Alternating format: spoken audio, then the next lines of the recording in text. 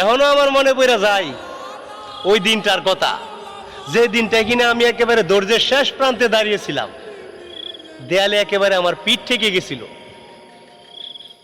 ওই দিন না আমার কিছু বলার ছিল, এমনকি না আমার কিছু একটা করার ছিল। তবে সুখ পাখি, তুমি চাইলে অনেক কিছু করতে পারতে, কারণ ওই সময়কার আমার অবস্থান, এমনকি আমার ব্যাকগ্রাউন্ড সবকিছুই তুমি জানতে।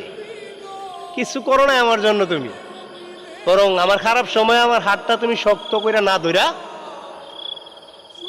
আমার হাতটাই ছেড়ে দিলে।